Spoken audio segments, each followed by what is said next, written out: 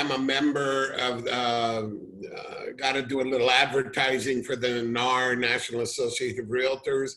I am a member of IREM, the Institute of Real Estate Management, and I carry the designation under that of CPM, which is Certified Property Manager. I don't know who else on Guam is. If you are a CPM, type it in, and I'll mention your name. But I know I'm also a CIPS, which is a Certified International Property Specialist. I believe Kishan Advani and Chris Murphy are also members. And I am a CCIM, which is a commercial, Certified Commercial Investment Manager or something like that. I carry those 3 designations.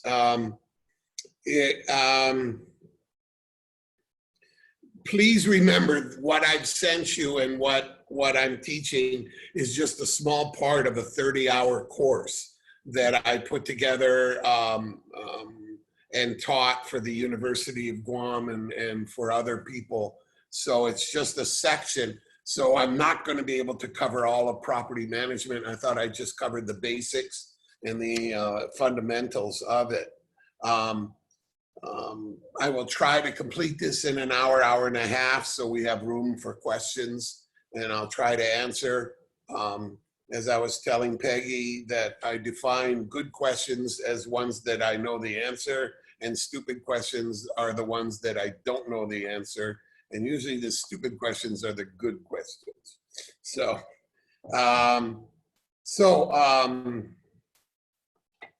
what I'll be teaching and what I've sent you is basically to cover larger complexes, taking over large complexes, but you can use these notes and feel free to circle, and I'll be flagging certain things. For those of you that are starting out with single family dwellings or condos or small office buildings, this is good stuff.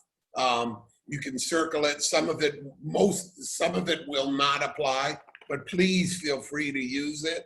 So we're getting on to page 2 here. We have the outline, and then page 2 is called Ownership Concerns.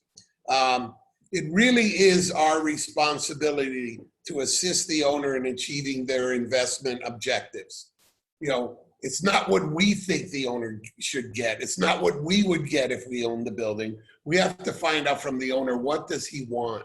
What does he want out of this complex, out of this unit? Obviously, most of the time, 99% of the, 95% of the time, it's going to be, I want high rents and I want low expenses. Why? Because on an income approach to valuing real estate, it is the higher the income, the greater the value, the lower the expenses, that also is greater the value. So, so that's why the higher the income, the lower the expenses, the more value you are giving the owner in market value and income approach value. But objectives differ from one owner to another. I've worked for people that all they wanted to do is keep their units in top condition, keep it perfect. And that's what they wanted, so that's what I delivered. I've worked for owners that all they cared about was income and don't do any repairs. Those type of owners, I've tried to quit as soon as I could. As soon as my contract could expire, I'd get out of there because I don't like being a slum landlord management. And even though some people have said I do that now and then, I try not to be. So some of the reasons for investing in real estate, why do buyers invest? They want to receive periodic income. They want to achieve value enhancement. In other words, I'm buying it today, I'm going to sell it 5 years from now. I want to make a profit. During that period, I want to get some income. To house business functions, I'm buying the building primarily for me to use, but there'll also be other rentals.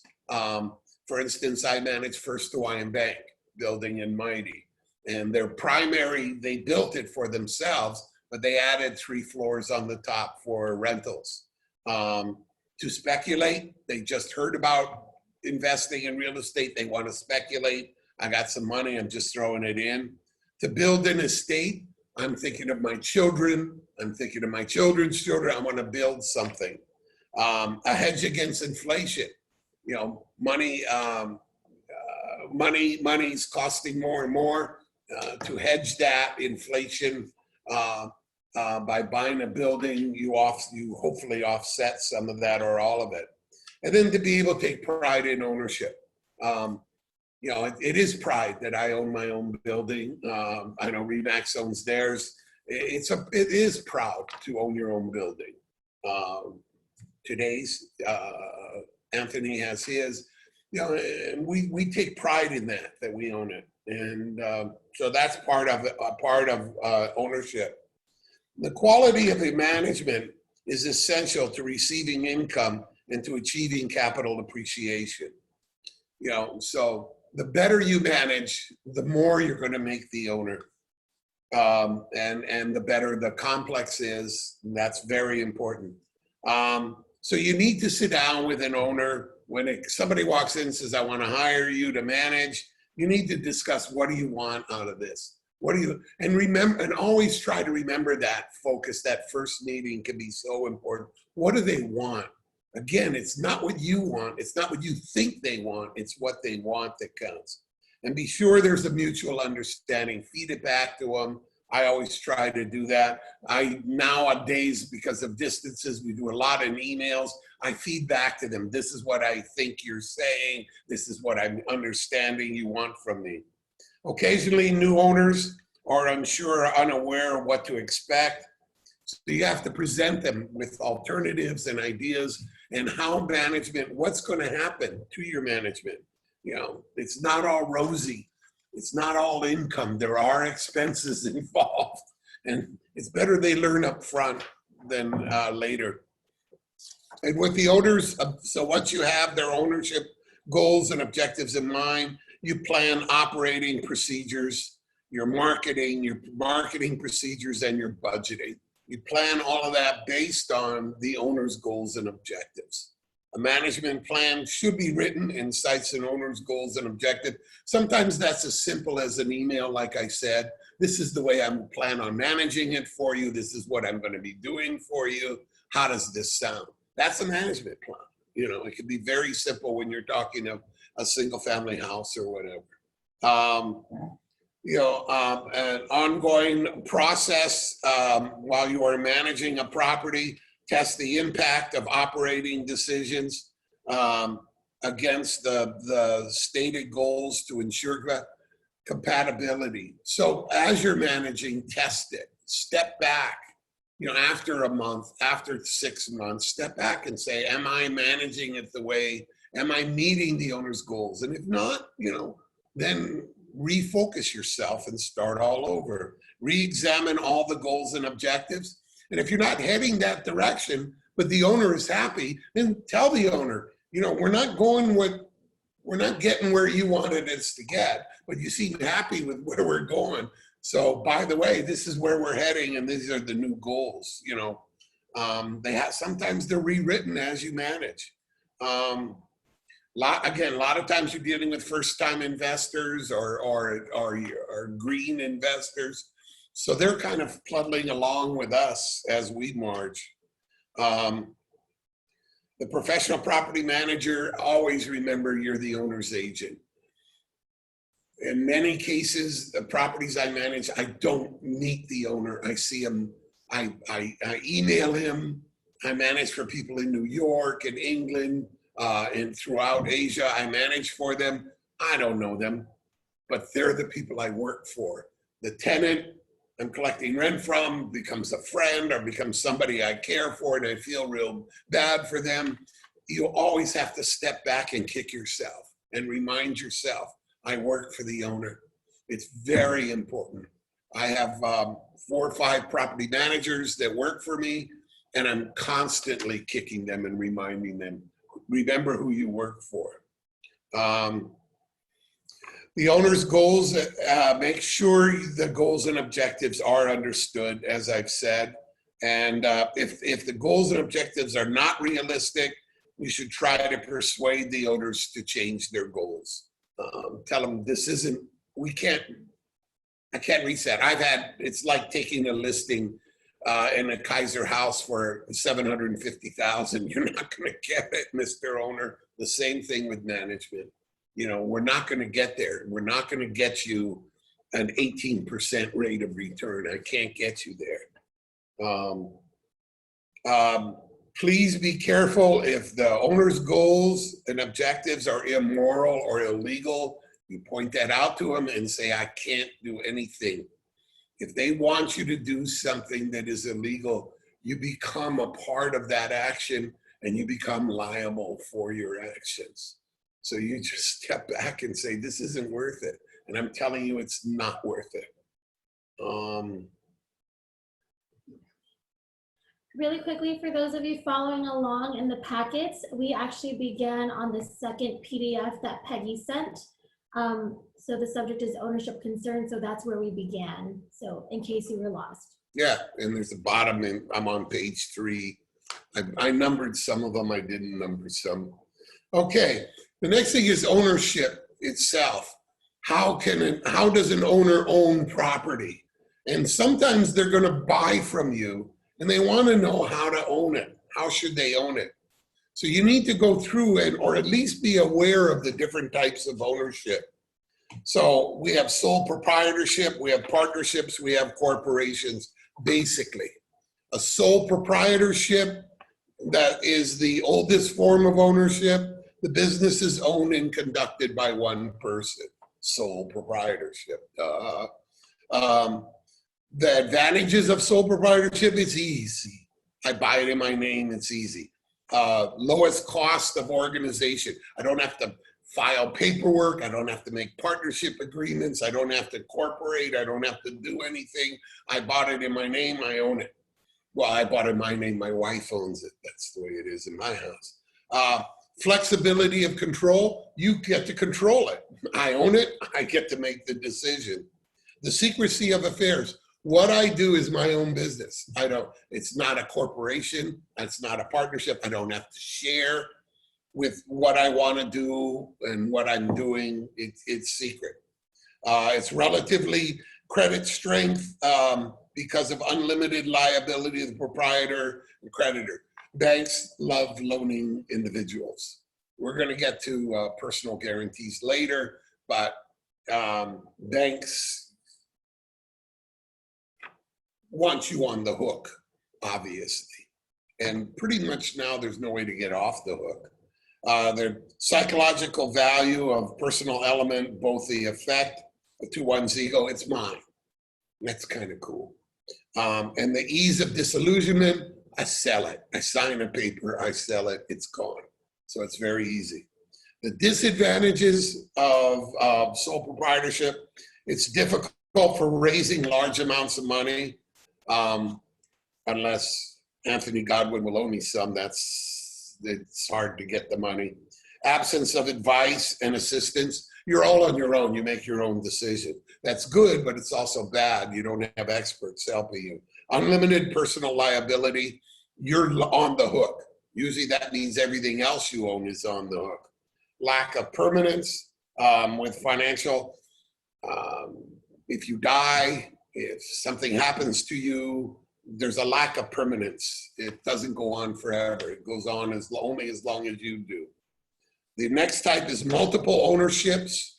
2 or more individuals have concurrent.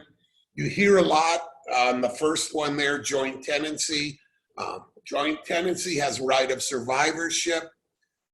Be very careful when you or your owners are talking of joint tenancy. Make sure you explain to them what that means, that if they own it in joint tenancy with their spouse, or they own it in joint tenancy with their friend, that there's a right of survivorship, that they can't will their ownership interest to anyone, that upon their death, it automatically goes to the other person. Obviously, because of that, it's a 50-50 split. You can't have 25 and the partner have 75% joint tenancy. It don't work that way. But so joint tenancy has that right of survivorship. It's very important, unless it's a spouse. I personally advise people to stay out of that because there's so much misunderstandings and lawsuits over that. The next one is more common. It's a tenancy in common. 3-4 people get together, they buy something. I'll own 50, you can own 25, the other owns 25, we can own different percentages. So it's tenancy in common. The advantages, expertise, abilities, and resources of the owners become combined with that. The disadvantages is it's hard to sell a share of something, even under tenancy in common. I own half of something, I want to sell it. It gets kind of mucky and it's hard to sell. Buyers are saying, who's these partners I'm buying in with? How are they? What are they? So there's some confusion and some difficulty there. The next type is partnerships. There's the general partnership, and that's association of 2 or more people, co-owners, legal business. It can be written or oral. If you try an oral partnership, you're going to be in trouble. I strongly advise you do written partnerships at all times. Somebody is saying, what handouts am I referring to? They were emailed to everyone, came from GAR, so you'll probably get an email.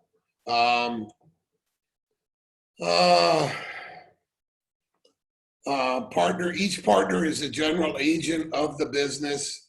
In the absence of any stipulation, profit and losses are shared equally.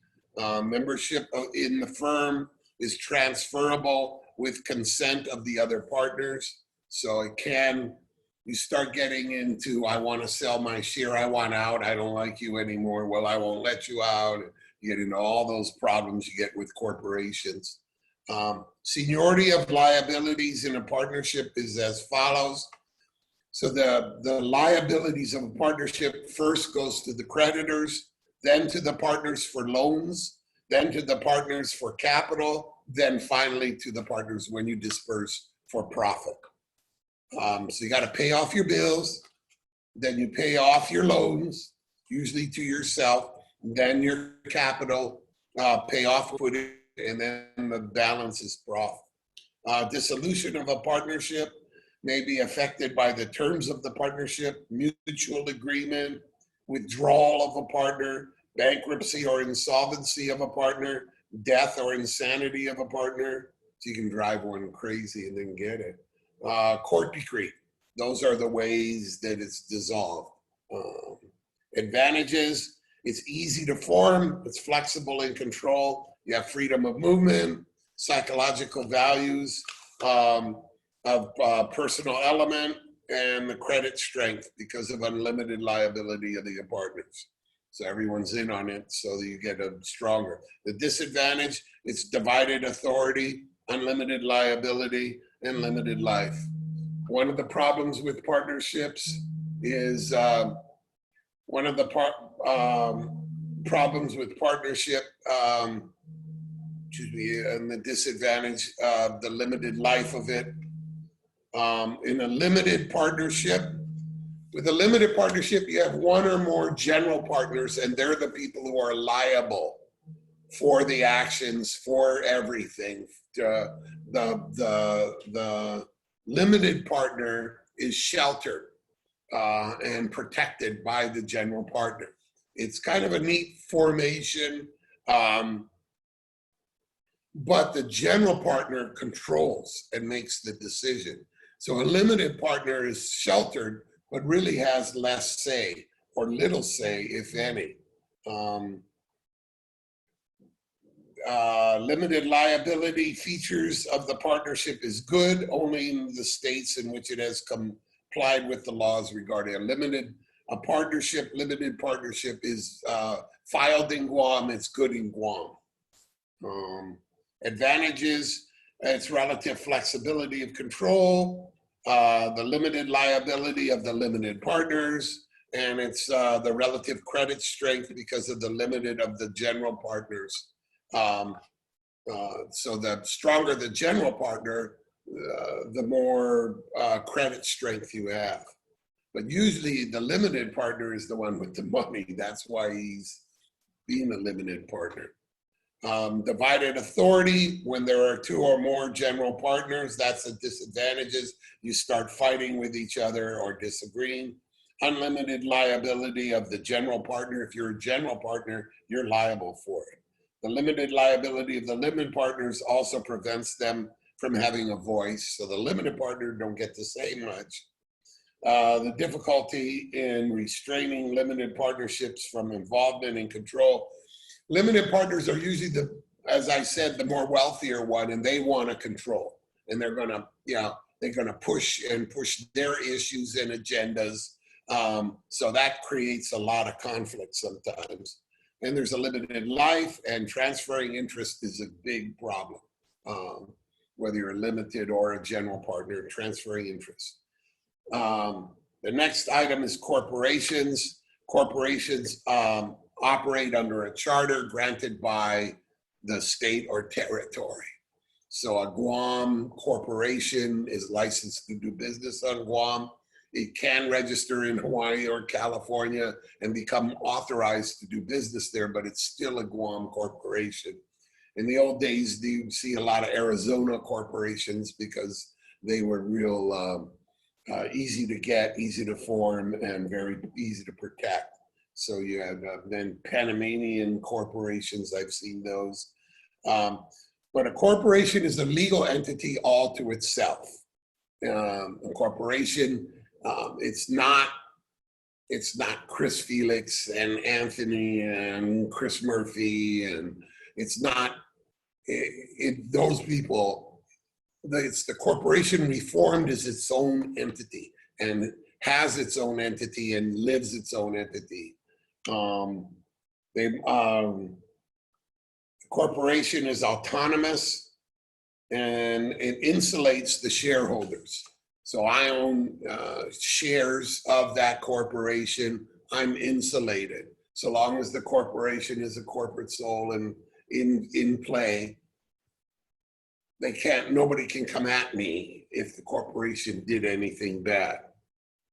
The advantages is the limited liability of shareholders, transferability and marketability of shares. Shareholders are not general agents of the business. That's a big advantage. People think, somebody thinks because they own shares in IBM, they get to control IBM. Not quite, Continuous life, corporations pretty much live forever, usually a 50-year life, but is easily renewable. Credit strengthened by its continuous life makes it possible for the corporation to issue long-term bonds in the form of securities. On Guam, most Guam corporations don't issue bonds and don't resell B-class stock. I've seen that happen a few times, but mostly the owners go in and borrow, the corporation borrows. And then of course, what is the bank going to do?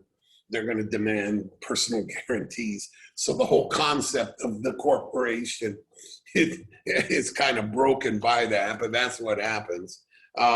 It's easy to expand corporation. You can sell more shares, more stock. The disadvantages, the relatively complicated in formation, high cost of formation and operation. You got to renew the corporate license. You got to pay, I think it's $1,000 a year or $100 every year at good old rev and tax to keep your corporation active and going. The lack of freedom of movement, the lack of the personal element. Your credit is weakened by the limited liability of the shareholders. The bank's going to demand personal guarantees. Usually heavier taxation than other forms of organizations. I don't know what it is right now, but the problem is corporation being its own entity pays its own taxes. And when it does that, then if it pays off a profit, then the person who receives the profit pays that. So that's why they say corporations pay double taxes. There are some ways around that as loans and other things, but that's the basic.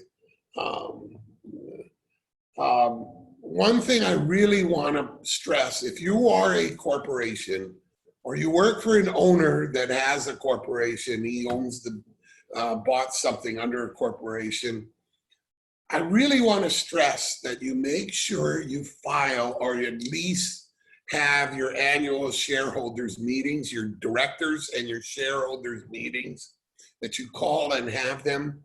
Because if there's ever a lawsuit, I've seen this over and over again, if there's ever a lawsuit, the first thing the lawyer on the other side wants is going to say, show me all your minutes of all your meetings since the day you formed.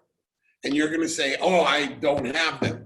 Then the lawyer is going to say, then you didn't have a corporation, and they go after you personally. I mean, it's called piercing the corporate veil. So if you do have a corporation, sit down and write up minutes for the last 30 years if you're a 30-year-old corporation, both directors and shareholders meetings. You know, it's a lot of, that's part of the work of having a corporation. You can come into my office and I have this big fat book with all my minutes signed, and everything I did during the year, the major things I did are in the minutes on my directors and shareholders meetings. And we have annual meetings, and you have to do that. Please don't forget. General terms, you have municipal corporations. We really don't have those on Guam. Stock corporations, non-stock corporations, I've never run across those.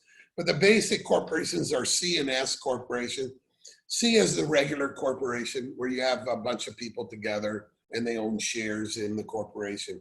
An S corporation is kind of a combination of a partnership and a corporation. I have an S corporation. I elected my company to go S corporation. The reason for that is I don't have to pay double taxes. And there are some rules of an S corporation. You have to own over 80% of the shares of it. But basically, when it comes time, if there is any money left, there hasn't been for quite a while, but if there is any profit left in my company, I can drop it down to myself, cut me a check, and I only have to pay. I only have to pay on the profit that I received. So my accountant files the taxes for the S corporation and gives me a little statement that says this is how much money your S corporation made in profit, and this is how much money you owe in taxes. One of the problems with that is the corporation may have made money, but you went out and bought something, a major asset or something, so you still got to pay taxes because you had a profit or something on it. There's also the latest word now is limited liability corporation and limited liability partnerships, LLPs, LLCs. They're basically the same with a limited liability situation worked in. You have public corporations, quasi and private corporations. I deal with private corporations, my clients. You have the place of incorporation, you have a domestic corporation, which is incorporated in Guam. You have a foreign corporation, which is incorporated in another state. And then you have an alien corporation, which is one that is formed in Japan or Korea. And they file to license to do business here in Guam.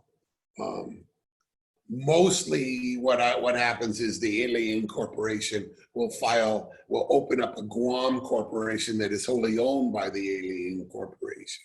That's mostly, I've seen that happen. That's kind of double protection for them. And so now real estate, other types of multiple forms of ownership, REITs, REITs. These are usually, you got to have like 100, 104 people joining together, throwing some money together and buying something. People invest in REITs. I haven't seen anyone who has, but in the States, that's a common form of pooling some money together, get a lot of money and go buy stuff. Actually, you can buy into an REIT kind of like a stock.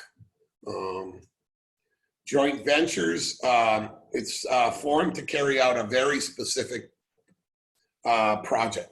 So you can joint venture to buy a specific thing, and when we sell it, the joint venture is broken. Usually, typically, they contribute equally. They're usually 50-50 with capital, expertise, or equity. They kind of, they're usually an even split there. Syndication, form of ownership is typically a partnership. They pool their capital to buy a real estate company. It can be an SRC corporation, but a syndication is another way. It's like a small REIT. The next one is condominiums, which we're more familiar with here. Condominiums are basically, I own my unit and I also own a share based on either my square footage or as per the HPR bylaws, I own a share of the common elements, the swimming pool, the hallways, the walkways. That's a condominium. In the States, usually on the East Coast, you have what is called co-ops. In New York, that's what you talk about. In co-ops, you don't own your unit. What you own is, very simply, there's 100 units. You own 1% of the co-op. And in return, you get the use of your unit. This is a very controlling, they use it in New York to control who buys in. You know, we don't like those kind of people living here, that type of thing. You know, we want to see your financials. You know, if you're not worth $2 billion, we don't want you in our co-op. You know, that type of thing. So that's in New York, their co-op. The next page should show you as kind of a spreadsheet of what I just said, talking about the advantages and disadvantages and everything. It's kind of like this. Oh, you can't see. Page 2 of the first PDF sent by Peggy. Oh, well, sorry, I don't know why I won't do it, but. Characteristics of ownership forms. I'm very sorry. I normally teach by watching my students and feeding back, and I apologize. I'm just trying the best I can. This is new for me. Now we get into the property. You've talked to the owner. Now the owner says, you know, the first thing before you do a management agreement, you go take a look at the property, please. Even if it's just a house in Jigo. I mean, you pull up and it's totally trashed. You know, do you really want to manage that property? Go take a look at it. Unfortunately, there have been times when I have not taken a look at it, and I should have. There are times I've gone out and taken a look, and I'm so glad I did. So I could tell them, I'm sorry, I ain't touching this thing. Or wow, where did that house come from? You know, it's in the middle of nowhere, but what a beautiful house. So go take a look at it. So from you look at it from a renting, a marketing standpoint, and then you look at it from a maintenance standpoint. Those are your basic ways you look at something. So from a marketing standpoint, the aesthetics, the appearance, the graphics, the signage, the curb appeal. It's a house that's got no signage, it's okay. The landscaping, the entrance, the security, is there any security?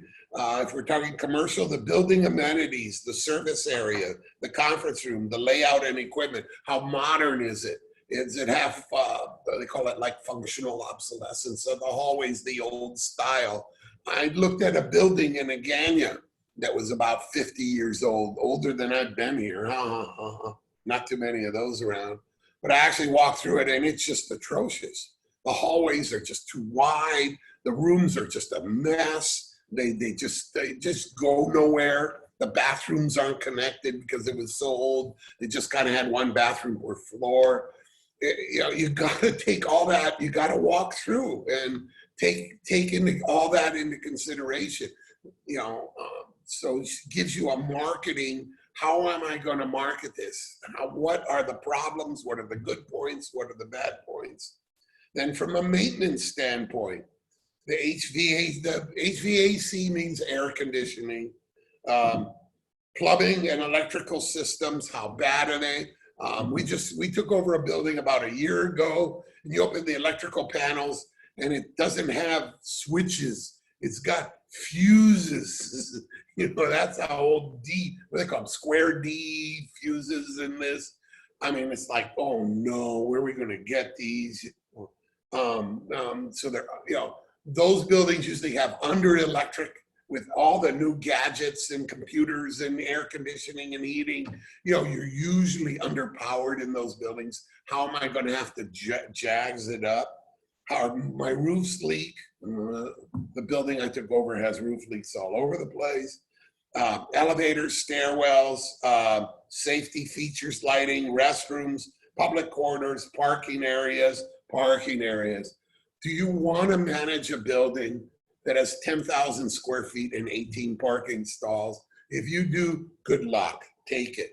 And if I get one, give me your name, I'll send it over to you. Bobby, I'm sorry, asked, would co-ops need to go through an HBR process? No, it's a corporation. They file, it's like a corporation.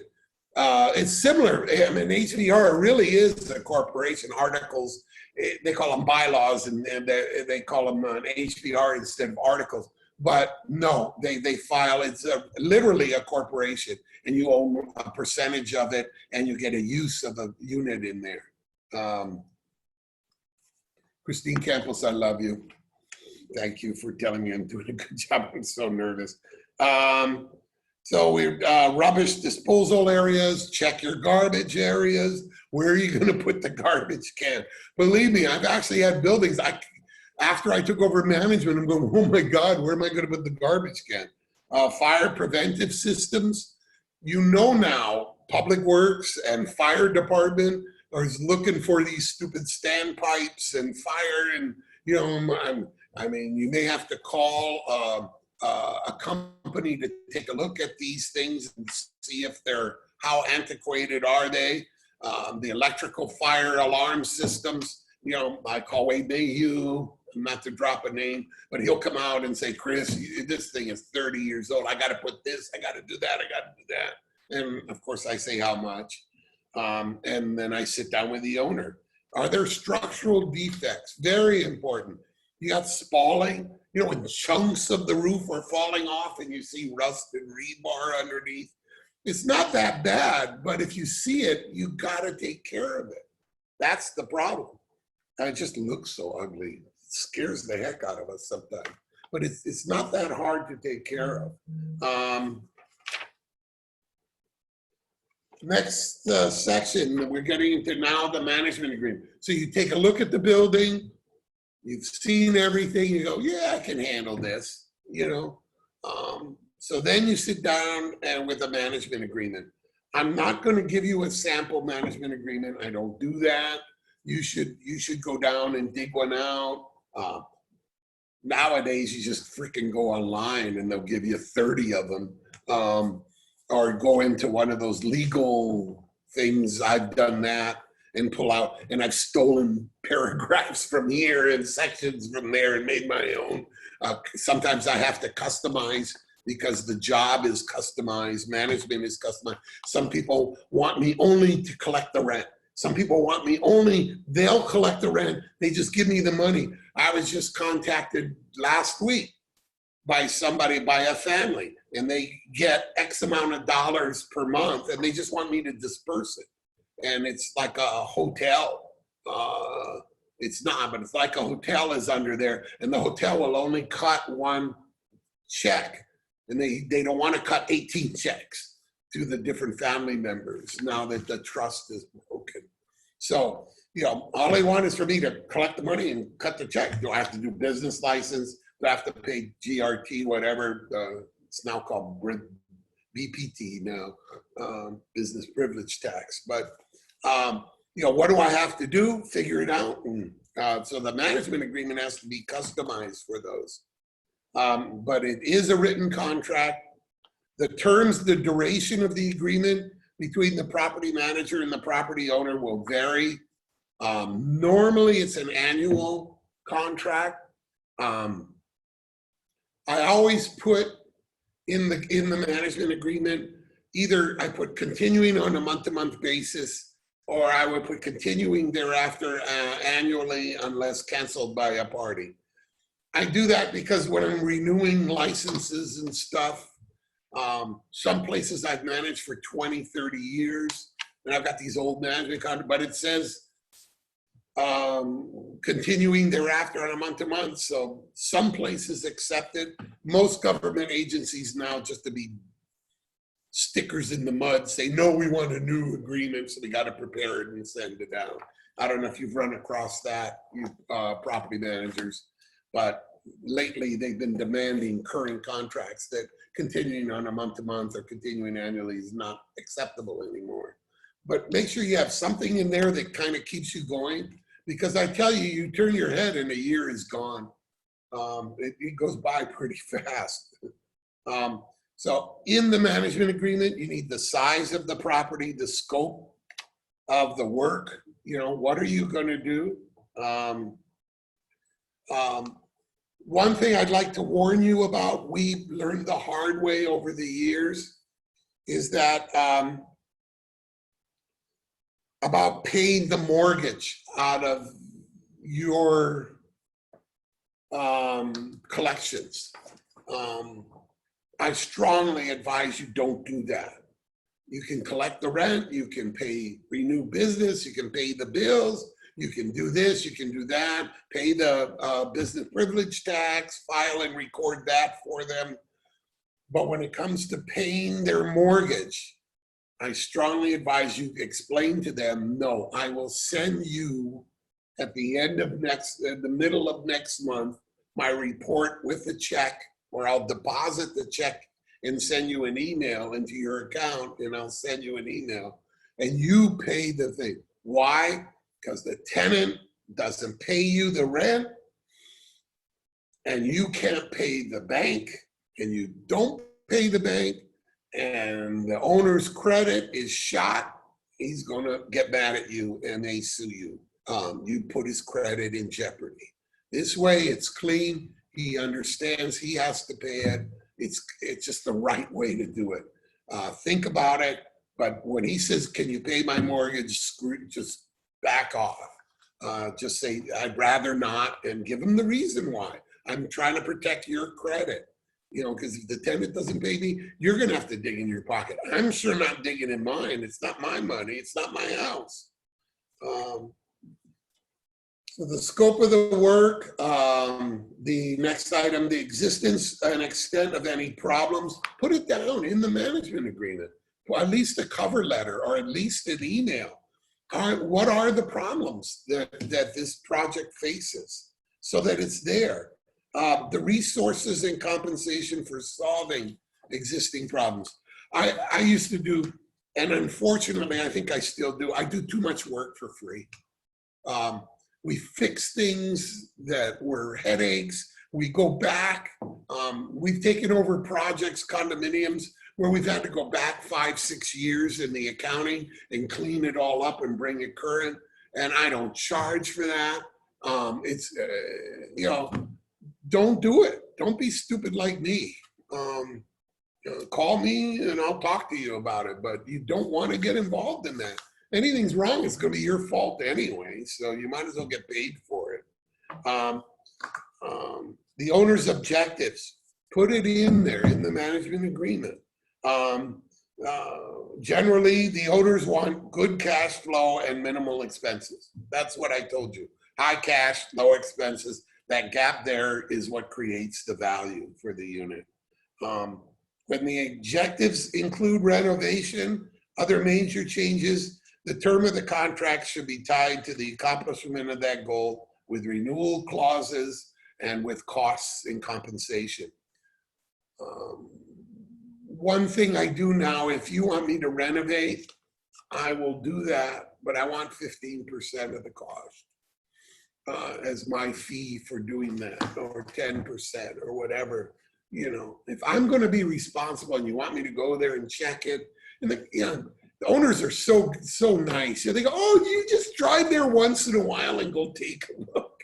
and you drive up there and the guy's asleep and the other guy's, jackhammering the wrong place and the power switches. You end up becoming a construction supervisor. Well, you better get paid for it, because later when the job is done and it's all messed up, it's going to be your fault, not the contractor's. And if the contractor is related to the owner, oh boy, that's even worse. What objective is to sell the property? Then management agreement must allow sufficient time to prepare it for sale. Unfortunately, I've taken over many projects, cleaned them up, fixed them up, and the guy goes and sells them from under me. Sometimes you can't help it, but you should at least try to get the listing on it. The annual renewals should be automatic unless one party desires to change the terms and or conditions. Again, I put that renewed annually, automatically. Sometimes in my contracts, there's a section, the next section,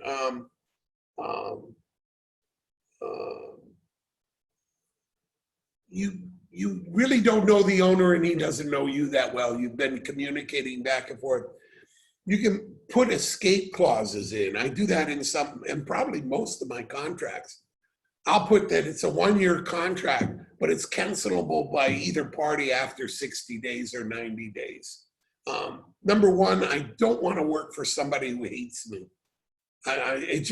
All you're going to do is end up in a lawsuit or end up with an enemy or end up with something bad, So, if you want, I'd rather just get out and give the management back, even if I busted my back fixing it up for them. I'd rather get out of it than have them bitch, scream at me, and I know it's going to happen. So by putting an escape clause after so many days, I don't put you can cancel within 30 days immediately. I usually give 90 days or 6 months or 4 months. Give me time to clean it up. I mean, some guys just start to yell right off the bat. So give it time, work it out. That's what I call the base period, 3 months, 4 months. If I can't show something in 3-4 months, maybe I should drop out and maybe he should fire me. Make sure you have the full names of all owners.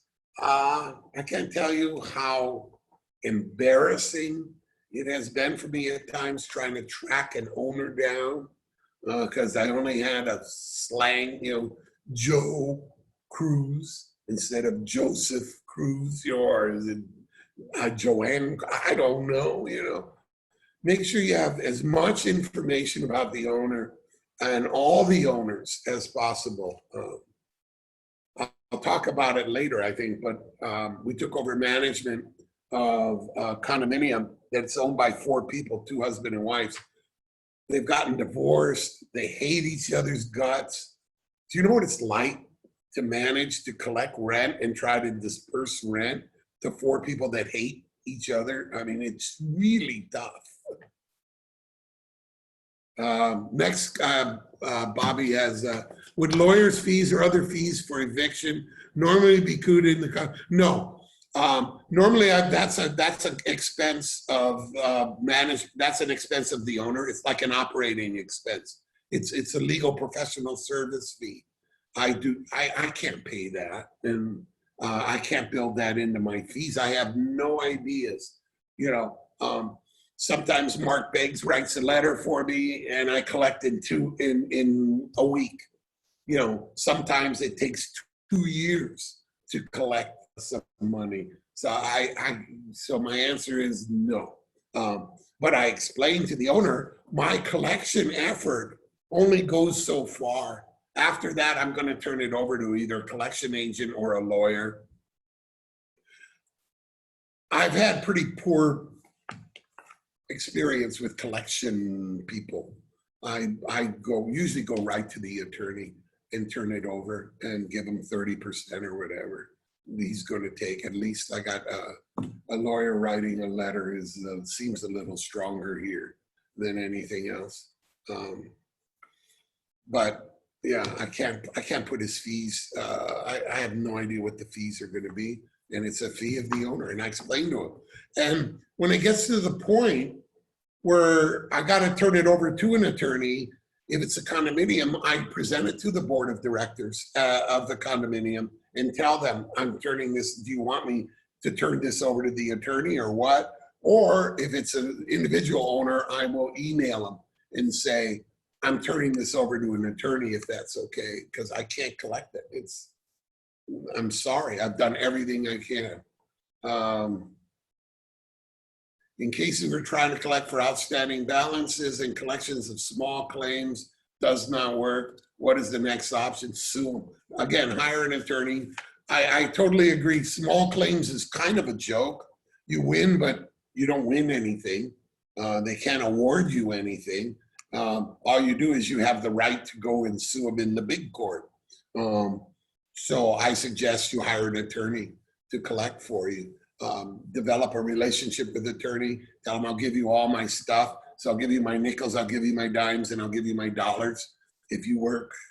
And he charges 30%, and or for whatever he charges. But I totally agree. Small claims is kind of a joke. Sometimes, once in a great while, it'll scare the tenant into paying, but it doesn't work.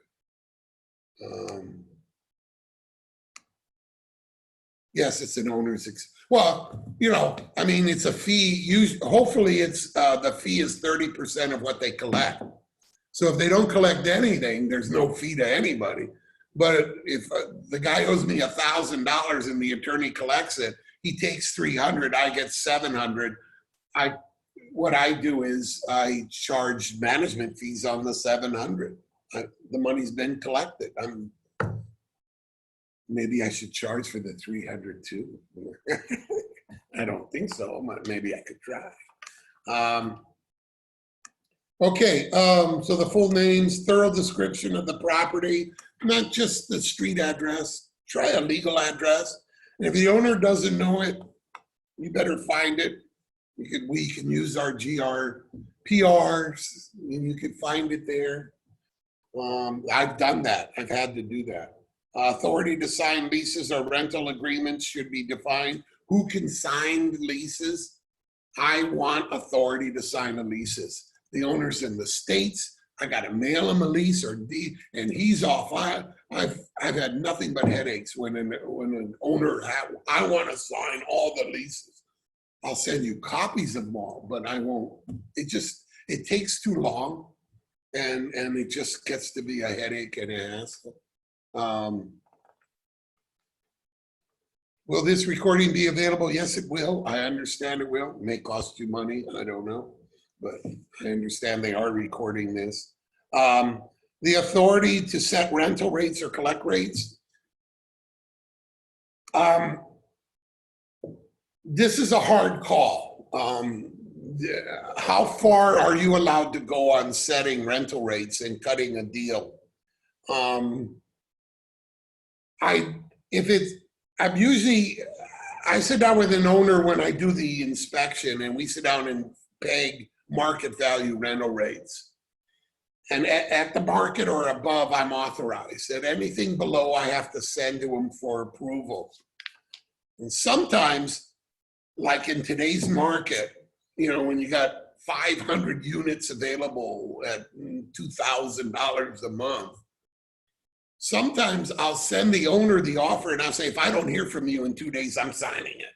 You know, I kind of shove it down their throat because you know, if I get an offer, I'm dancing right now in that area, you know, for military tenant rental area, you know. And I talk to the owner about it. I say, listen, I may shove some deals down your throat if I think it's good. And I'm sorry. And if you want to get mad at me, but I'm doing it. And if you don't like it, we'll talk. Special fees, late fees, who collects, about collecting late fees, who gets it. Some property managers keep the late fees for their service. Some don't. You have to work with your owner, or it has to be stated in the management agreement. you dispersing the net proceeds, you make it very clear to an owner, and even after you do that, it isn't going to work. But you try to be, I tell my owners, listen, I'm collecting July's rent during the month of July, if I'm lucky enough right now to collect it. The money goes into a separate trust account, a checking account with your name on it. I wait till August 10th is when I get the bank statement that verifies the check cleared and if there are any other charges. And I use the bank statement to balance the checking account. Then from August 10th through the 15th, I will mail you or deposit the proceeds. I'm not going to do it sooner. I'm not going to give you July's rent in July. I'm just not set up to do that. And, you know, I'm sorry, we're good. You can call me. I can tell you the account balance as of 5 o'clock yesterday on every one of my, 68 trust accounts that I have. I can tell you, but I'm not sending you money. Because if I send you money, the other guy's going to say, Joe told me he got his money at the end of July, you know, and I'll tell you, it's murder. So that's how I set it up. And, you know, the owners in the beginning have no problem with it. They go, okay, that's fine. But a couple months down the road, when they really need the money, they're yelling at you and say, remember, I told you. So please be pretty firm on that and stand. So it's, we always tell them, you'll get your money the middle of the following month. We're going to send you this, the cash flow report and the state, and we'll deposit the money or send you the check, snail mail if you want it. We work with cash flow reports. We don't do financial statements. We do a simple cash flow report, what we've collected, which tenants paid, what tenants owe balances, what we paid in expenses, to who we paid it, what check it. It's a pretty good, it's a nice operating report, but it's a simple cash flow. At the end of the year, we send that year-end statement to the owner, and the owner takes that and converts it into his taxes. His accountant will take it and make magic with it. I don't depreciate his furniture or his refrigerator. That ain't my job. And I don't want to get involved in that. That's your accountant's job. He takes my data and he throws it in and makes a financial statement out of it and does the depreciation and whatever else he needs to do. But I collect, I send you the money. And those reports are simple and people follow it and can understand it. When you get into financial statements, you know, you take the balance here, you put it up there, you do this, you crisscross that, and I depreciate the refrigerator, but it's not really real money, it's depreciation, so it doesn't really count. I don't want to get involved in that. The next thing is who's going to establish bank accounts. Again, I set up a separate trust account. I open it in my name. I'm the signatory when I manage properties. I'll get to condominiums in a second, but I open for other managements. It's my trust account. I do it. You don't touch it. My owners are not authorized to touch it. In condominiums, that's different. In condominiums, I sit down with the board of directors and I say, how many of you want to sign checks? So all of you, all 5 of you, fine, I'll put all 5 of you. You want me to sign the checks. Most complexes want me to sign the check. I'm kind of like the certifying officer. When I sign the check, I'm saying there's money in the account. They go out, you know, if they don't want me to sign, that's fine. Usually we have 2 signatory checks when it comes to homeowners associations. So the president and the treasurer will sign. Sometimes I'm told, Chris, don't sign unless you have to, and you're only authorized to sign regular bills. Don't sign any checks to yourself unless it's your monthly dues. That's fine. You know, I just do what I'm told. But then come summertime and the whole board takes off and they're gone and I got to pay a water bill and everybody goes crazy because I can't pay it because there's no money. I mean, there's nobody to sign the check. And that happens a lot in condominiums. So you have to kind of plan for that and explain to the board. And if you got to keep track of your board members, and the last two that are leaving, they may have to sign blank checks. Or the last one is leaving will sign, and I won't sign until I have to. You work it out. But on normal non-condominium, we open our own account. Tenant security deposits. If you're handling a house, I strongly don't give it to the owner. You hold that check. You know, oh, this is going to take some time. Let's see. Oh, we're okay. You manage a house. You've leased it for $2,000 a month. The security deposit is $2,000. What I do is I cut a deal with the owner. My commission is $2,000. I get that and split it with a co-broker or whatever. What I do with the owner is I send him the rent for the next 3 months, but I keep 1/3 of it till I build that back up. I gotta have the security deposit in my account. Why? Because if it's a military, I got 3 days to pay it back, and you call the owner or you email the owner, and he goes, oh, I don't have any money, I spent it, and you're going, but if I don't give it back, I get blackballed. You know, not you, I get blackballed. So I keep the security deposit in my account. And if the security deposit is used for the commission, I build it back up over 3, 4, 5 months, depending how much money.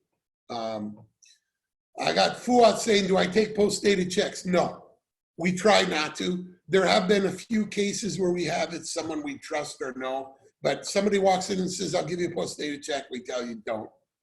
Give it to a friend and have them drop it by. Number one, if it bounces, it may bounce and then you're in trouble. Number two, worst is you put it in the drawer and you forget about it and you forget to deposit it and you're liable. I don't want to be liable because you know, I'm sorry, you know, don't do it. Give it to a friend, mail it to me, figure it out. Next one, Cassandra, for clarification, with single family properties, you have a separate trust account for each property. Yeah, I hate it, but I do. There is nothing wrong with opening up a trust account for houses and mixing it. The problem is it's not commingling funds, but the problem is you could very, very easily use money from one house to pay a bill of another house without thinking that this guy's negative and you've just taken money from Joe and you paid Sally's bill. And it's very easy to do that when you put 8 or 9 or 10 houses in there. So it's bad, but keeping separate accounts, checking accounts. Tenants are protected from eviction late fees until July 24th.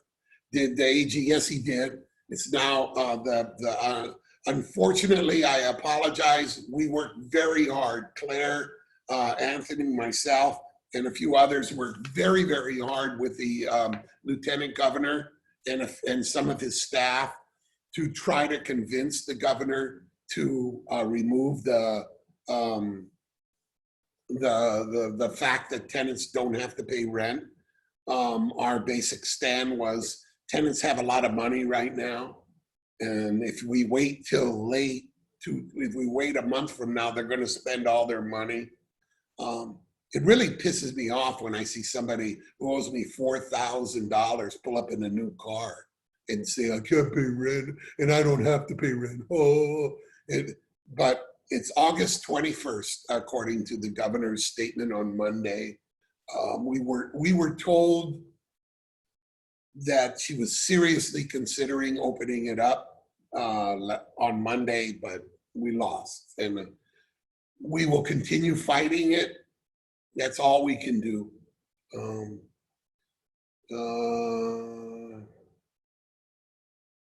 Just in case they don't know, please talk about trust account. Deanna, I agree. The law requires that the real estate law of Guam requires that you must keep a trust account. That's an account so you don't commingle personal funds. So you open up the Chris Felix trust account, you can call it, or the Chris Felix rental trust account, whatever you want to call it. You open that account and get your checkbooks, and depends how often, if it's a larger account, you can order the 200 checks and all that. If it's not, you can use the pre-printed checks or just order 100 in a checkbook. It's pretty cheap. And you bill the owner for it. I'm sorry, but that's an expense of the owner. And he'll say, but I didn't, it's not my checking account. I said, yes, it is your checking account. It's your money, and so it's your checking account. I just control it, that's all.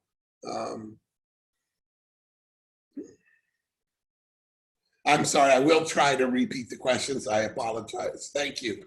Thank you for that. I'll forget that in about 2 minutes, but I'll try. Thanks, Bobby. Okay, we're down here, tenant security deposits. Who keeps the interest earned? Forget that. On Guam, there's no interest earned. Number one, in today's interest anyway, it's 50 cents for $500,000 kept in a trust account. It's kind of silly.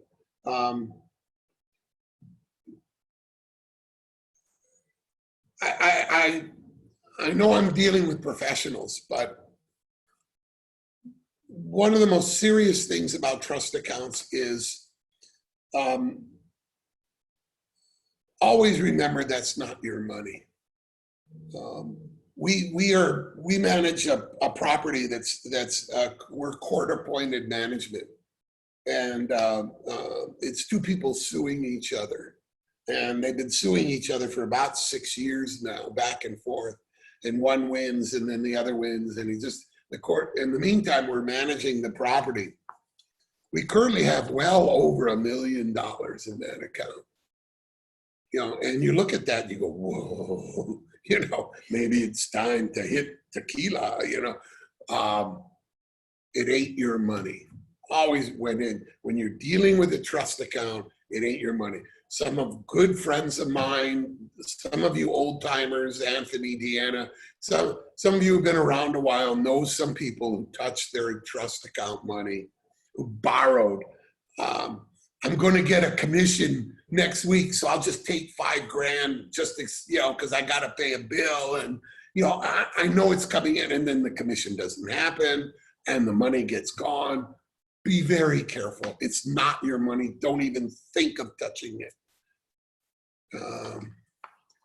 The question: do you usually require tenants to obtain renters insurance? Do you require landlords to maintain property and liability insurance? Do I require tenants to maintain renters? No, I don't. Their loss is their loss. If they created a damage, I don't know if the renter's insurance covers if they created it themselves anyway. So I don't require that. Do I require landlords to maintain the liability? I require the landlords to maintain liability policy. I warn them, and I put it in writing that you should carry not typhoon, but wind, earthquake, and fire. Not typhoon, sorry, earthquake and fire, and extended coverage insurance. You really should. Generally, if it's a home and it's got a mortgage, the bank's requiring it anyway, so I don't have to go there. But if it's a large building that somebody paid cash for, I kind of warn them, and I put it in writing, some email somewhere, and then I bury it, because when the earthquake happens or something happens to the building and they sue me. I actually had a Hawaiian trust, Bishop Trust in Hawaii hired us to manage a building. And they told us do not insure it because they were going to sell it on a 1031. Well, the guy who decided to do that got fired. And 3 years later, the building suffered damage, and they were going to sue me for, I think, $1.2 million for not maintaining proper insurance coverage. Man, I found that email and sent it to him. He went, nah, nee, boo, boo. You show that to your owner. You screwed up, not me. Put it in writing. Always put it in writing. And don't put it in WhatsApp. I fought with my staff every day of their life. WhatsApp can be erased. Put it on an email. You're covered. You're protected. Do you recommend certain dollar amounts for landlord insurance? I recommend well, for liability, 300 grand seems adequate. But for regular coverage, it's whatever the building is worth. Also remember, insurable damage is different than market value. The house could be worth $400,000, but replacement cost, which is the insurance to rebuild that house, may cost only $200,000. So don't insure it for 400 grand. That's kind of a waste of money. But then you fight with the insurance company or the bank, but it's a good fight. We lose almost every time, but we try. So the amount of insurance should be based on the value of the complex, the insurable value of the complex. Take an insurance company out there and tell them what should I insure it for? Then don't believe them. Fidelity bond for all personnel. Fidelity bond's pretty hard to get. You're going to have to determine what you want and how big your property management is going to be for your life. If you're just going to manage houses for owners while they get ready to sell it or while they're off island, I don't think you need to go. I'm not going to say you don't need to go Fidelity bond, but that's not as a critical issue for you as it is for someone like me who manages quite a number of properties and condominiums and stuff where my staff needs fidelity bonding, E&O. There's a difference, just liability insurance is one thing, errors and omissions another thing, and fidelity bonding is another thing. Those are all different, and call me sometime and I'll try to explain it. I get lost, but you need to, if you're going to be a professional property manager and focus in that area, you should look at it and the cost. I discussed this a lot of times. Claire and I have talked about it and compare how much she pays. She pays less than me. It really ticks me off. The defining obligation to set financial end and repairs of the owners. Again, make sure your owner knows what you're going to be doing, and you're going to the authority regarding maintenance is critical. Who's going to do it? My management contract allows me to spend like up to $500, and I don't want owners rubbernecking over my shoulder. Why did you spend $15.75? We have some guy, thank God we just sold his unit, but he picks us off. We sent a plumber to take a look at his, he had one of those instant water heater things. We sent a plumber to take a look, see if he could fix it. Plumber says, I can't, you're gonna have to put a regular water heater in. It's gonna cost $200, plus he charged $100 to check the system out. The owner went crazy. Says, why didn't you just put a new one in? Why did you have the old one checked? And I go, well, if I would have put the new one in, you would have said, why didn't you have the old one checked? You got people, homeowners. So you got to make it clear with the owner, I'm authorized to go there. Trust me. And if you don't like, you're going to get the report in the month. You don't like what I spent, call me and I'll explain it to you. But I'm authorized. I'm not going to have to go for this. Over 500, I'll send you an email. And if it's an emergency, I get to fix it. And I consider my tenant having no air conditioning an emergency. I consider the tenant having no water heater an emergency, because the tenant will move out and get a hotel room without air conditioning or water heating. So, and I tell them that right up front. I'm gonna do the best I can to keep your expenses down. But I am but I am going to have to spend some money. I mean, that's life. Dealing with building code violations, who's going to inspect? When you get the business license, Public Works comes and gives you a long list. And if she likes you, she'll pass you and give you a list on the side. If she doesn't like you, she'll flunk you and give you the list, same list. So make sure she likes you. Be nice to her. Have donuts or something ready. We just went through getting a business license for 2 homes in Telefofo. I didn't want to drive out there twice, so I had donuts ready. Employees are normally under the direct control of the property manager. This is interesting if you've got this page, section 8.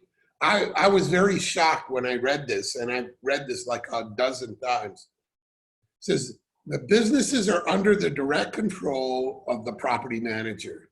They are paid by the management company, but their salaries and benefits are reimbursed out of the owner's funds. They are employees of the owner, but not the property manager. And this is based on a Supreme Court decision. We had this problem at one of our condominiums where they were reimbursing us for the employee's salary, the resident manager's salary. And then we got into a big fight with the resident manager. The resident manager wanted all the sick leave and everything that I offered and not what was agreed to under the owner, the homeowners association. We got into a big fight and we had to fire him. And the homeowners association hired him under contract as an independent contractor. So he lost all the advantages of being an employee, the FICA, the Social Security, all of that he lost because he was fighting us on an issue. Now I've got this, I'll dig out the Supreme Court ruling, and it's nice to know that they do look at it, even though I'm paying the money, he is an employee of the association, and that's important. I don't manage too many buildings where I have an employee. I try to put as many under contract as possible. There's a question from Rosemary. Is business license under the owner or management company? The business license is given to the owner under the owner's name, and I always put care of Realty Management and my address, and then the legal description of the property that we manage. That's how we do it. It's put under the owner's name because he's the owner, and you have to show him a deed that shows him as the owner. If you put it under your name, I don't know if that'll work.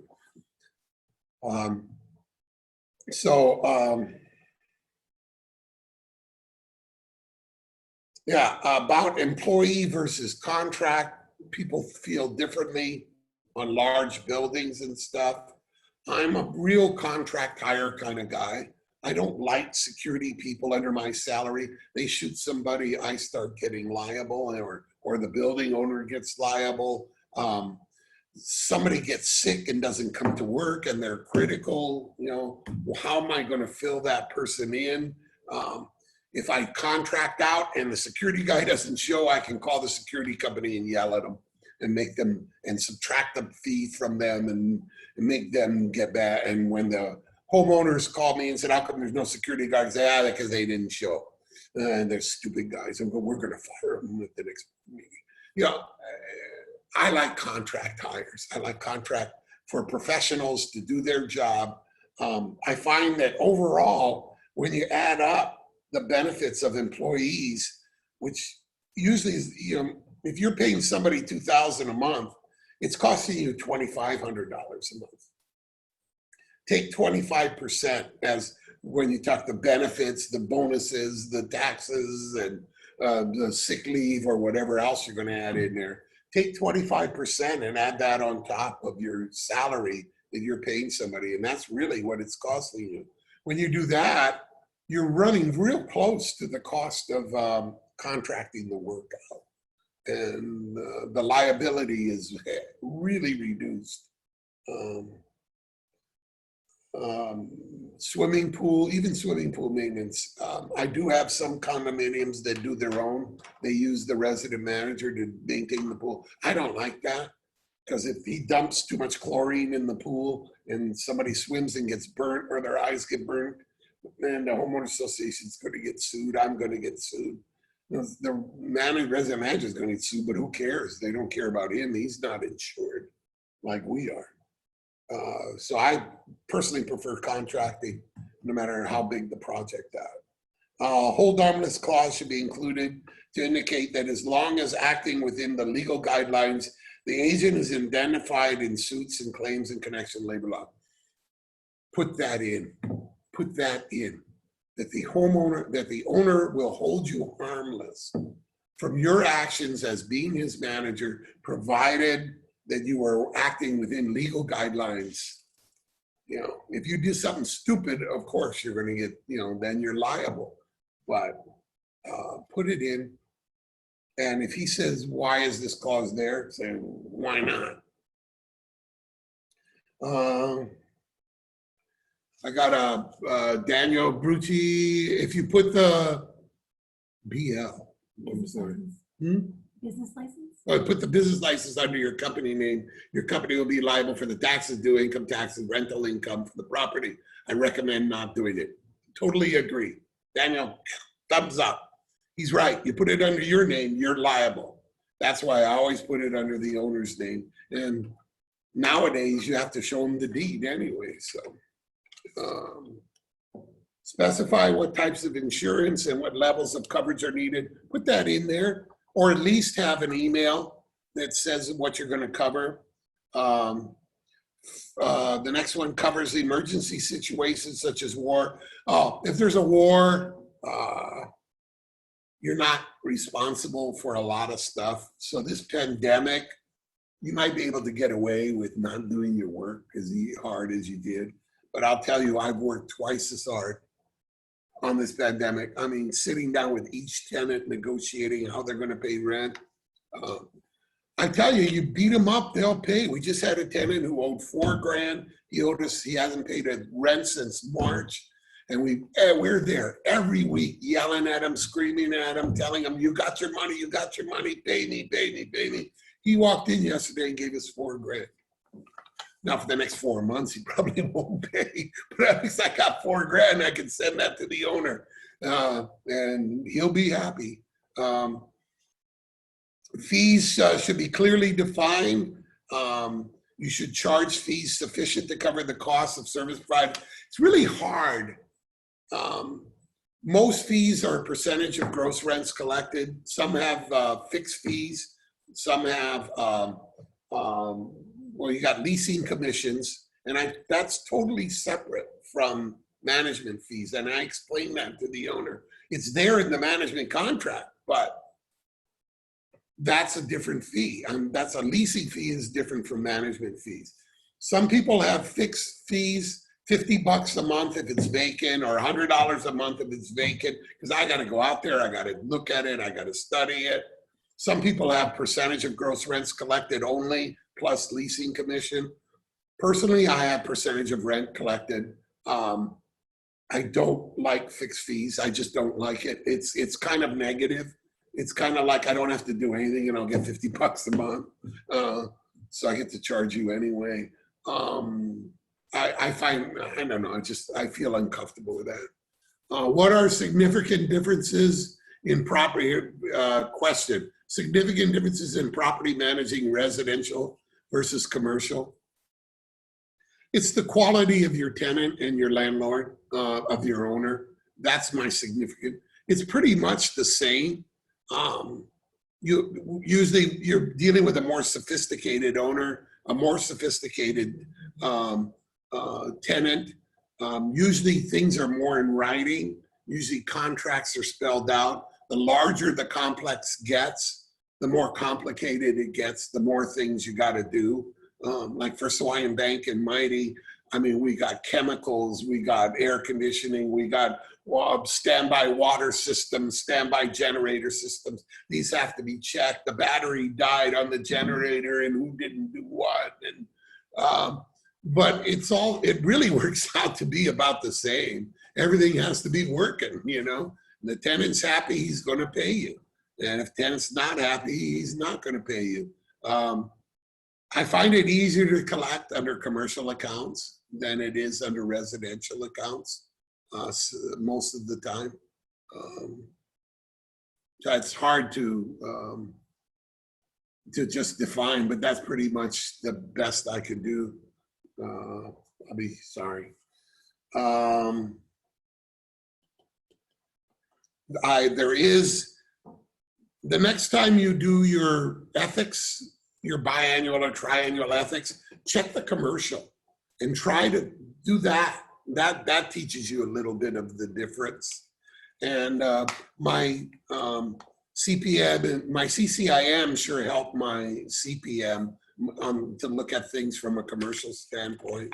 But you can take commercial classes or residential classes under CPM and your CIP under no, not CCIM, but under your CPM. You can go the residential route, you can go the multifamily route, or you can go the commercial route. I went the multifamily route and then use my CCIM to get some commercial training.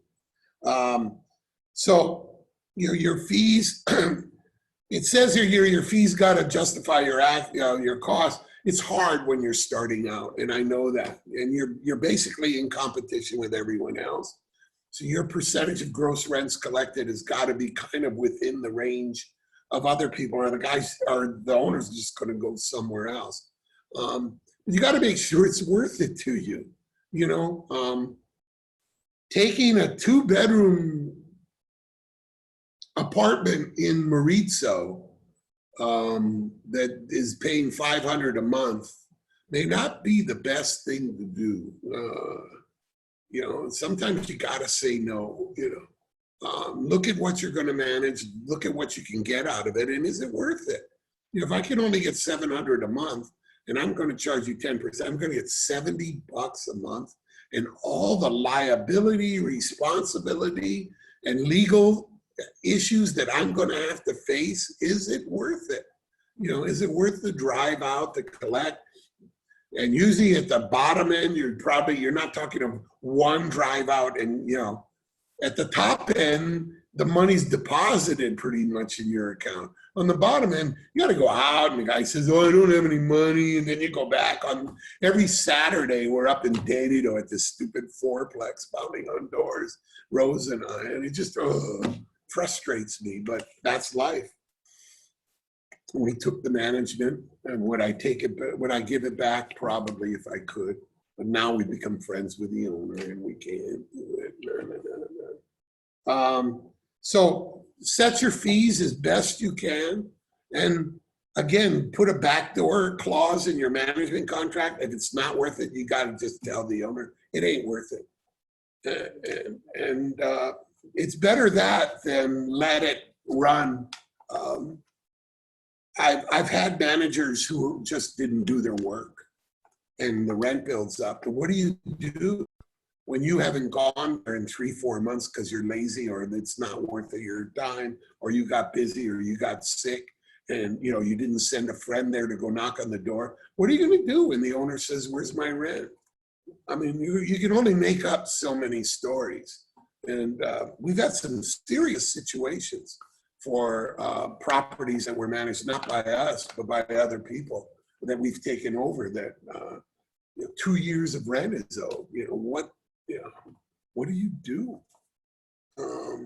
In one case, we had the manager was paying money out of their pocket to pay repair bills because they were so embarrassed. What is the worst situation that you had to cancel property? That I had to cancel property management? That's from Liz. The worst situation. It was the old building in Agana that I said I can't manage for you. It was unmanageable in my opinion. I couldn't help the owner. And I just had to explain that over and over. I mean, they were begging because we had one family member here and one family member in San Francisco and one family member somewhere else. Also, I turned down a management of a real nice condo, but the ownership was in such disarray and lawsuit.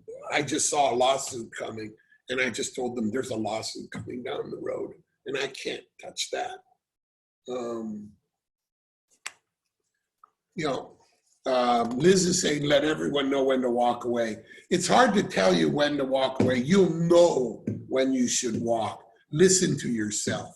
When you look at this project and it's just too much of a headache, walk, get out of there. It's not worth it. You're just going to get yourself deeper and deeper, and you're going to end in a huge lawsuit. You know, you'd be surprised how friendly homeowners become evil owners and get their attorneys and go after you because they're not getting the money that they thought they were going to get. Share a sample. Charlie's Labrador is asking for a cancel contract clause. As I said earlier in the contract, you put actually in the contract that this contract is good for 1 year, but it's cancelable after the first 6 months or after the first 4 months by either party by giving 30-day notice. And then thereafter, it's cancelable by giving 30-day notice. I mean, again, do you want an owner who wants to get rid of you? I mean, sticking them to a contract is no good. It's no good. It's not gonna do any good for you. Forcing an owner to pay you a management fee. When an owner tells me they want out, they want out. Let's just sign it off. You know, get your new manager here and let's take it. You know, we try to be friendly. We try to turn things over friendly. Sometimes it doesn't work out that way, but I try. And I don't want to manage for anyone that doesn't want me to manage. Also, owners' expectations are really insane. We took over a condominium complex where we sat down and went through the contract with the owners, with the board of directors, and we went through it and explained. And all of a sudden they're yelling at us, why aren't you here every day? Why aren't you inspecting how tall the grass has grown every day? I mean, they're absolutely insane, their demands. And finally we had to turn in our resignation. They rejected it. They refused it. But we told them, you guys are being absolutely unreasonable.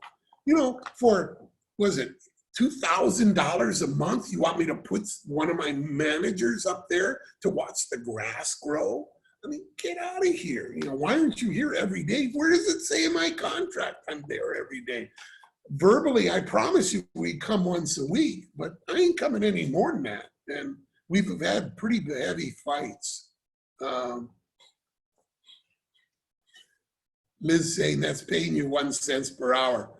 I've managed in a lot of properties where that's my fee. And Liz, we've sold a lot of properties where when you add the time it took us to close, that's our fee in sales and commissions too.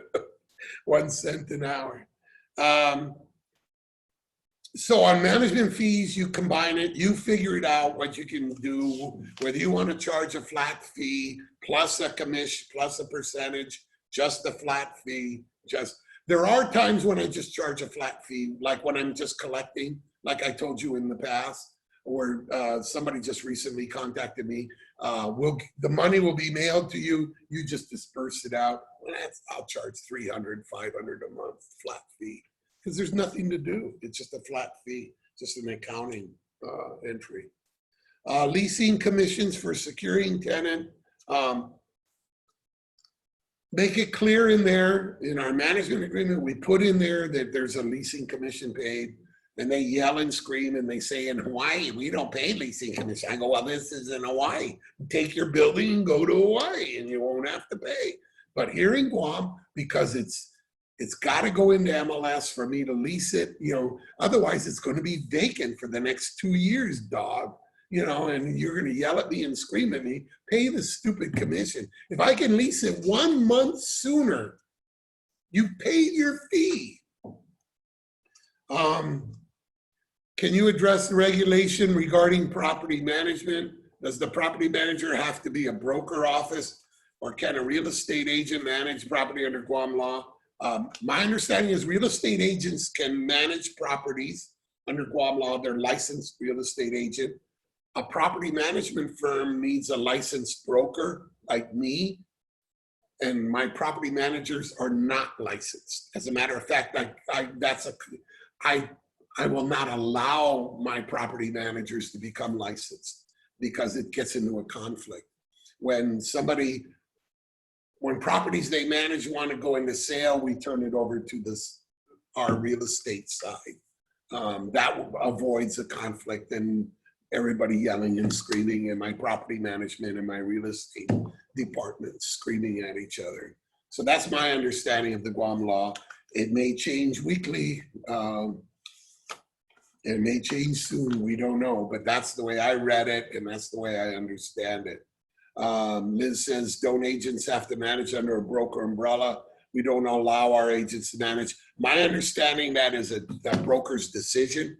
Because the agent is under you, you are responsible for the agent's actions. And if they're managing property, you have some responsibility and liability.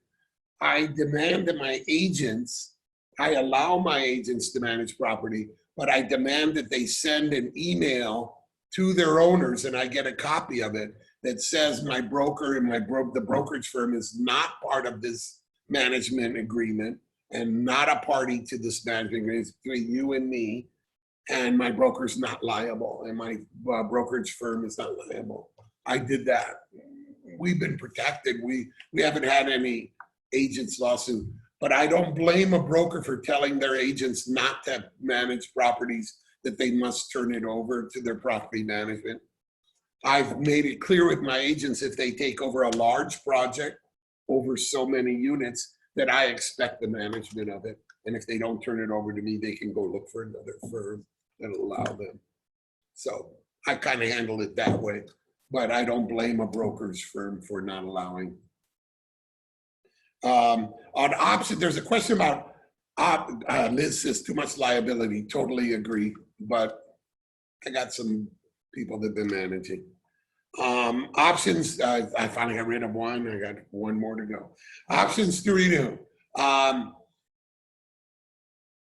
There's a question over, is a commission due on an option to renew, or when, I don't know. I've had agents come back, the agent who leased one of the properties I managed come back a year later with a new 1-year agreement and say they want a 1-month commission, or they want to co-broke a 1-month commission.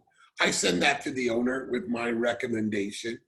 But if it's not in writing, it becomes a negotiable item.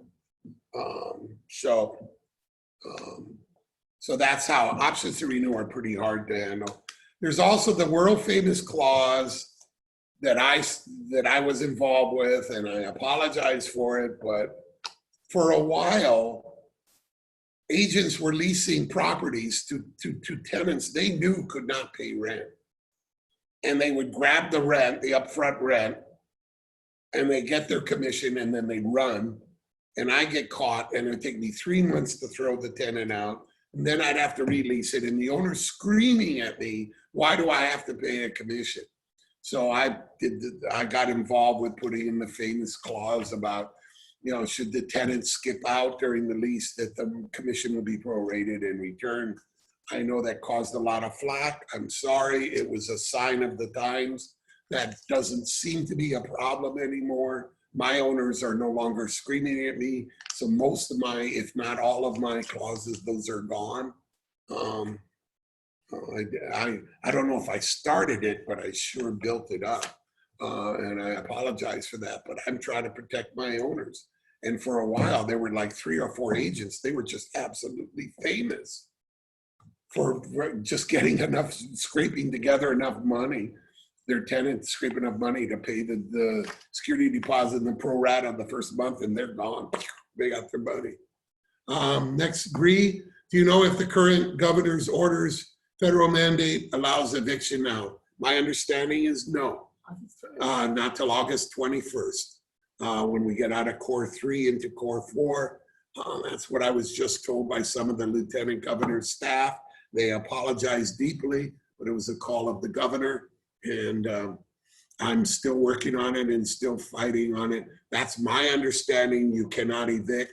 I believe we have the right to charge late fees, but I can't throw them out. And I'm going to charge late fees, and I'll tell you if I get away with it. Is there any conflict? Bobby's asking, is there any conflict if you were a property manager of the homeowners and property management, several or majority of units in the condominium? I haven't. I've done that many times, and I haven't seen a conflict in that. If a conflict ever would arise, I would disclose it to the homeowners association, the board of directors, that there's a conflict. But I've never had one where I've had a problem with, I manage a unit in the condominium complex, and as a matter of fact, it makes things a little simpler when you got a leak leaking through 3 floors of units, and I manage 1 or 2 of them. I can get in there a lot quicker. You know how difficult it gets for us as property managers of a homeowner association to get into some units where the toilet's leaking down into the lower guy.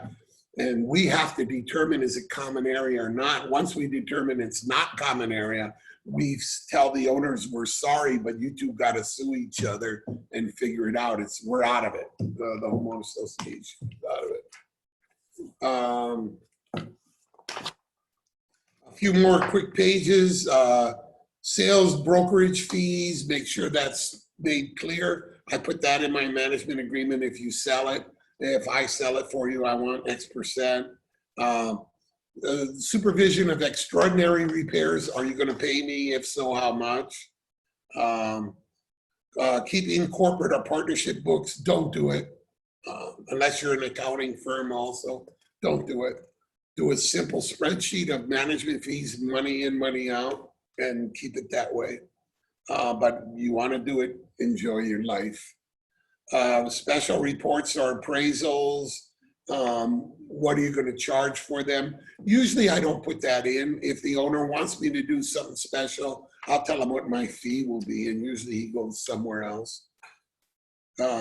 Tax appeals and other consultant normal services. I don't handle tax appeals because I don't do tax returns and I don't do financial statements. Attendance at various meetings. What meetings do I attend? For a homeowners association, I attend all the board of directors meetings. I take the minutes. Why? Because I've had board of directors have secret meetings and they don't take the minutes and they vote to do something. And 6 months later, some homeowner says, I want the minutes of the meeting where you voted to do it, and it doesn't exist. So I explain this to the homeowners, the board of directors, that I gotta be there, I wanna take the minutes. You wanna take minutes, you take minutes. You know, and you want your minutes to be official, fine. But I got my minutes, because when a lawsuit hits, I'm there. The next part is the profile of the real estate investor. The guy you're working for is very, very important. Please remember who you work for and their personality. As I told you once, I worked for 2 husband and wives who ended up divorcing, and then all 4 of them hate each other. And make sure you understand what their expectations are. It turns out 2 of the 4 are friends of mine from Hawaii. So it's a real mess and I can't quit. So too bad. So establish a master checklist. When you set everything up, make this master checklist, the legal ownership, description, operation manual or manuals if you have them, utility accounts and numbers. Please, you don't put your utilities down. You're gonna be looking for meters for the rest of your life. The insurance, where the insurance is, who's got the policy, what brokers got it or what companies got it. Find out. And if there's that way, you know, if there's none, you can send your owner an email saying you should have it insured. You just covered yourself when he says, nah, I don't want to. Current contracts, the maintenance, janitorial, trash, elevator, security, window washing, landscaping, window washing. We have lots of those here in Guam, window washing contracts. It's a joke. We don't. Landscaping, who is the landscaping done professionally? Is it the tenant's responsibility? Most houses, it's the tenant's responsibility in single family. Make sure that's in that lease. Make sure you check that section that where the tenant will do it. And then you got to yell at it. Real estate, personal and property and appliances. I took over an apartment building and I didn't do a unit by unit thing. And there were like 3 or 4 refrigerators missing or broken and 2 or 3, you know. And later he said, they were all working. They were all there. Oh God, what a mess. The next section is about property tax and assessed value. In the States, assessed value is very close to the value of the building. Here, it doesn't matter. So you just get your copy of your property tax. Is it your responsibility to pay the property tax? If so, you go to property tax and put your address, change the address take the property management and change the address. If you don't do that, the owner gets it and he says, oh, Chris is managing it, and he rips it up. And then nobody pays the property tax. Details of property financing, what bank. It's good, even though I'm not responsible for paying it, somebody's gonna call me and ask me to do something for it. And I'd like to know I'm talking to the right bank. Employee data, who are the employees and are they being paid quarterly, annually, semi-annually? Lease documents, tenant rent roll, all these items, keys, lease files, itemized sources, purchase data, warranty information, if there is any, building plans, if you got them. Make sure, and I made the joke, make sure you know where the water meters are. I mean, have you ever gone at, sometimes in old buildings, the water meter's down the block and around the corner, make sure you know where it is. We've spent days looking for water meters. Floor plans, inventory of equipment, pending litigation. That's kind of important. It'd be nice to know, are you being sued? And put it in writing, send him an email. He sends back saying, no, thank you. Names and addresses of anyone needing notifications. Who do I need to tell? Should I copy the bank on everything? Institutional property owners are looking for different things than most homeowners. Homeowners want somebody that they like. They hire you because you look nice. Institutional owners get a little more specific. That are you bonded? Are you insured? Do you have fidelity bonds? What have you done? Give me a list of who you've managed for. So as you move up the management ladder, you start keeping a list of what. If you go to our website, there's a section under property management that has accounts that we manage. I mean, it's brag time. Fees charged. Whether charging a flat fee, whatever you're doing, make sure it's all there. Don't have something verbal where I get to charge you $50. They have this management calculation form on this page. The next page, just skip that. That's, again, you're managing a house or something. You can't put a calculate. When you calculate, you're going to find out you can't manage it because it takes too much money, too much time. The services of the property managing agent.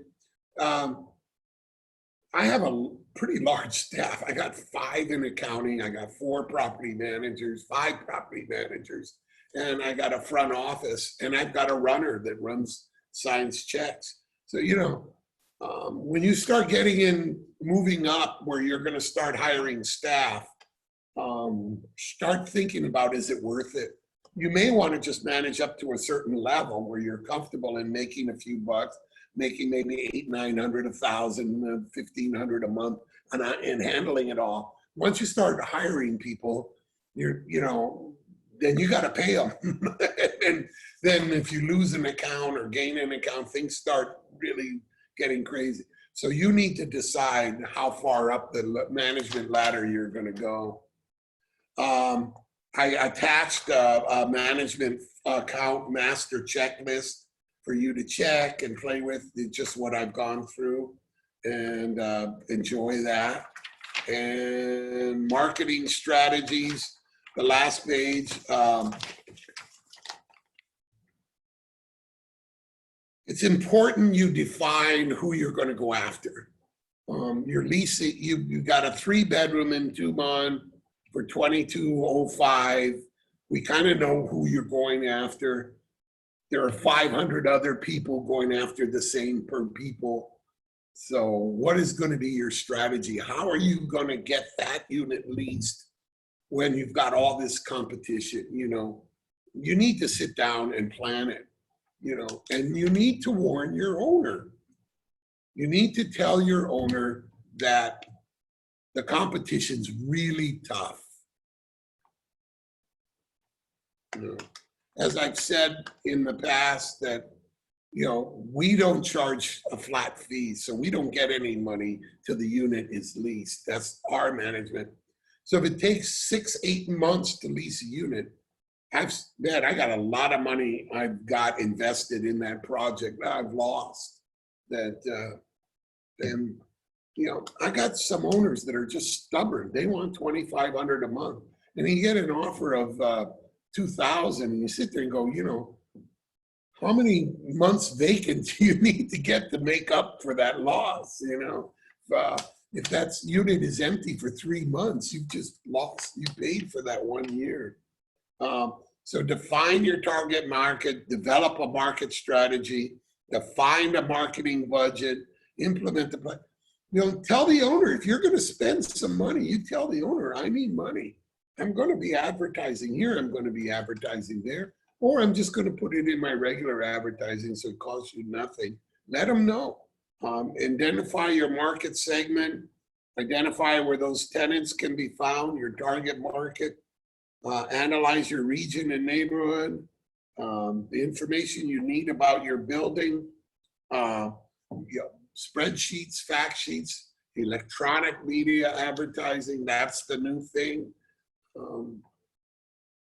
I have a hard time with that, but that's why I made daughters, so they can do all that great work for me.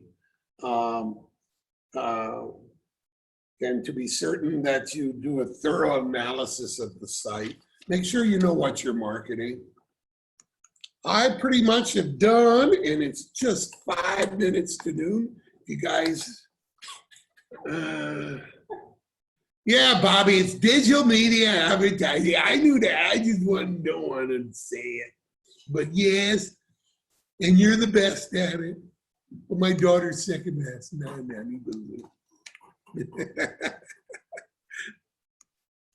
Bobby says it's digital media advertising. Liz, oh, I'm the man, Liz says. Don't tell John, okay? And I'm sorry, this is so awkward for me looking at a computer and not, there's 135 of you watching this thing. Thank you. Bobby says Nikki is better. Damn right she is. She's smarter too. Thank you, Liz, for doing Mary Bloss. Thank you, Rosemary. Great present. Oh, thank you, thank you all. There's my fee is based on how many wonderful jobs. So just send in 135 of them, and I'll probably make about $1.35. I think it's 1 penny per good job.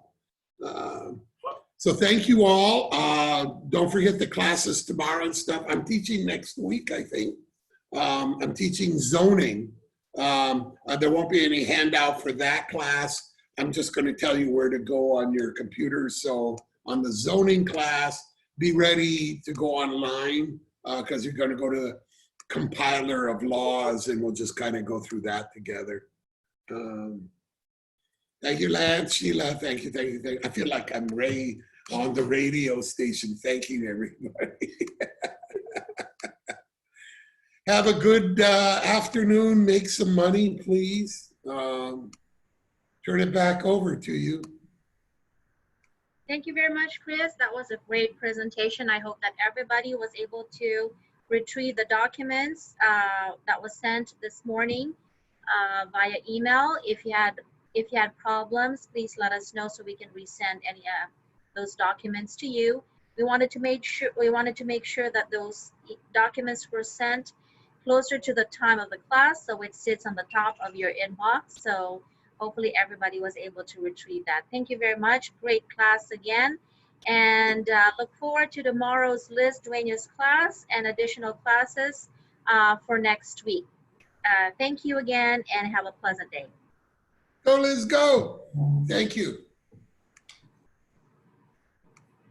Am I out? Yeah.